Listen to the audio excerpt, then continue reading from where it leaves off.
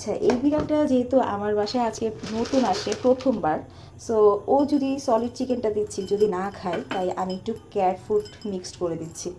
কারণ আমি চাই না আমার ঘরে কোনো বিড়াল কষ্ট করুক, ঠিক আছে?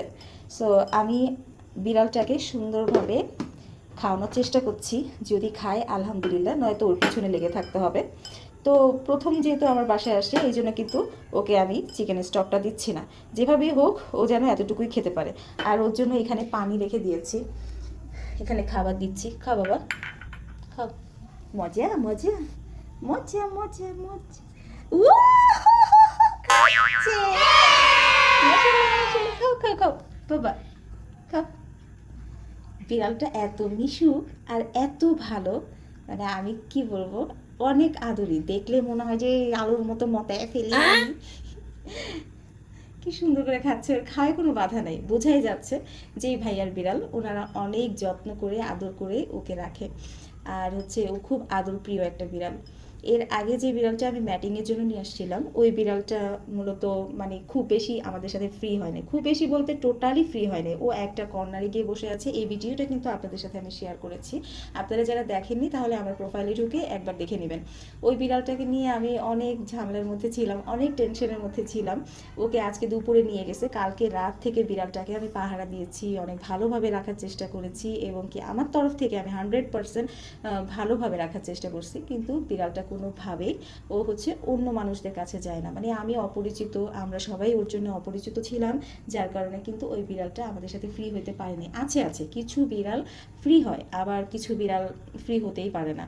সো ওর বাবা মাকে খুব মিস করছিল, ওর ফ্যামিলিকে খুব মিস করছিল, যার কারণে ওকে ব্যাগ দিয়ে দেওয়ার মানে আমি ব্যাগ দিয়ে দিয়েছি। তো একদিন এক রাত ছিল, তাতেই মুখ টুক চোখ কালো হয়ে গেছে, ঘুমাইতে পারে নাই, আতঙ্কে ছিল, খুব ভয়ে ছিল, যার কারণে আমি বিড়ালটা দিয়ে দিছি।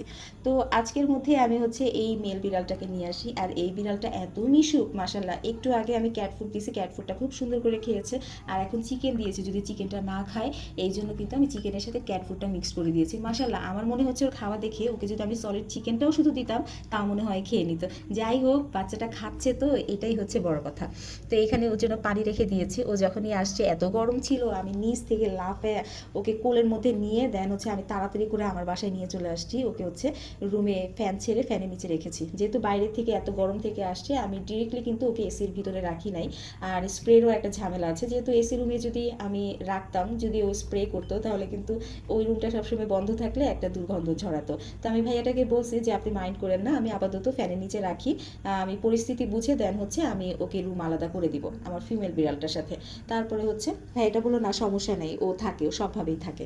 তো এই তো ও আসার পরে আবার ফিমেল বিড়ালগুলোর পিছনে এমনভাবে ছুটাছুটি দৌড়াদৌড়ি করতেছে, মনে হচ্ছে ওর দুনিয়ার আর কিছু লাগবে না। এই যে এইভাবে খাওয়া দাওয়া করে চলে যাচ্ছে। মাশাআল্লাহ, খেয়েছে আলহামদুলিল্লাহ। খেয়েছে বাবা, বাচ্চাটার চেহারাটা একবার দেখেন। ওরে বাবা রে, এবার আর হ্যাঁ, আরেকটা কথা বলতে তো ভুলেই গেছি। ও যখন আমার বাসায় আসে, এসে ও কিন্তু লিটারে উঠে হচ্ছে স্প্রে করেছে। মানে ও কিন্তু ঘরে স্প্রে করে না, এটা কিন্তু অনেক বড় একটা বিষয়। ভালো বাবু, তুমি ভালো বাবু, শোনো বাবু তুমি।